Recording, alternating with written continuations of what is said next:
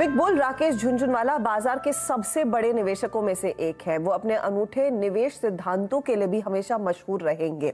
अब क्या थे उनके निवेश के सिद्धांत? सुमित हमारे साथ है जो हमारे साथ ये साझा करेंगे। सुमित, देखिए, एक पहली चीज तो हमेशा ऑप्टिमिस्टिक व्यू उनका रहता ही था और एक बिल्कुल डिफरेंशिएटेड व्यू आप मान के चल सकते हैं, क्योंकि अभी कुछ देर पहले जब बातचीत हो रही थी कि सबसे ट्रबल टाइम में वो किसी भी कंपनी की ऑप्टिमिज्म को पिक करते थे।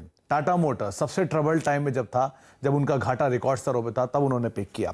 एविएशन सेक्टर जबकि बिल्कुल ट्रबल टाइम में था, तब उन्होंने पिक किया। गेमिंग स्पेस, होटल स्पेस, ये वो स्पेस जब कोविड में सबसे ज्यादा डील कर रहे थे, तब उन्होंने पिक किया। कुछ कोटेशंस आपकी स्क्रीन पर। सबसे पहले तो पैसा खुद का लगाएं, पिताजी और ससुर ये पैसा ना लेकर आप ना लगाएं, इन पैसों को अपने पैसे को ही लगाएं। दूसरा, हमेशा ऑप्टिमिस्टिक रहें।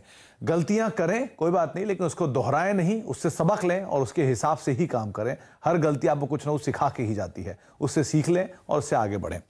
भाव भगवान है, यानी कि कभी भी आपको भाव अच्छा मिलता रहे तो उस भाव का इस्तेमाल करते रहें, निकलते रहें। सब कुछ बाजार जानता है, तो बाजार से बड़ा कोई नहीं है, तो बाजार को सबसे ज्यादा इज्जत दीजिए। और उसके अलावा वैल्यूएशन बहुत इंपॉर्टेंट पार्ट होता है। कोई भी चीज कभी ना कभी बहुत महंगी हो जाती है, तो अपने वैल्यूएशंस को संभलें और उसके हिसाब से ही निवेश करें।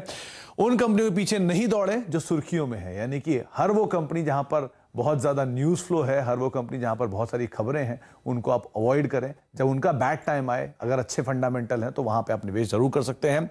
और सबसे बड़ा टीचर अगर कोई है तो वो है मार्केट। आप कभी भी उसके पलट नहीं जा सकते, उसके उलट नहीं जा सकते। आपको हमेशा उसके साथ ही रहना होगा, हमेशा उसको इज्जत देनी ही होगी। और कभी भी किसी गलती करने से आप ना डरें। गलतियां होती रहती हैं, लेकिन गलतियों से सबक लें और उससे लर्निंग्स के साथ आगे बढ़ते हुए दिखाई पड़े। और उसके अलावा नुकसान लेने की कैपेसिटीज देखें। अगर आपकी कैपेसिटीज हैं नुकसान लेने की, तभी आप बाजार में आगे बढ़ेंगे, तभी आप बाजार में कुछ कमा के निकल सकते भी हैं। और जब दुनिया खरीद रही हो तब आप बेचें, यानी कि हमेशा फियर को बाय करें और ग्रीड को सेल करें। जब भी बाजार में बहुत ज्यादा फियर होता था, पैसिमिज्म होता था, तब वो बाजार में बाय करते थे। टाटा मोटर्स जैसे एग्जांपल या एविएशन जैसे एग्जांपल्स को आप दोहरा सकते हैं इसके लिए। और बेहतरीन मैनेजमेंट वाली कंपनियों में निवेश करें। इसीलिए उनकी जो ज्यादातर होल्डिंग थी, उस ज्यादातर होल्डिंग के बड़े हिस्से जो टाटा ग्रुप के अंदर थे, चाहे रैलिस हो, आप टाइटन की बात कर लें, टाटा मोटर्स की बात कर लें, टाटा टी की बात कर लें, जो उनका पहला इन्वेस्टमेंट था। तो ऐसे कई सारे नाम उन्होंने चुने इसीलिए टाटा ग्रुप से, क्योंकि वहां पर एक मजबूत मैनेजमेंट को देखकर ही वो निवेश करें। तो कुछ ऐसे पॉइंटर्स जो कि वो हमेशा अपने हर इंटरेक्शन में बताते थे, तो उनको जॉट डाउन करके आपके सामने रखा गया है।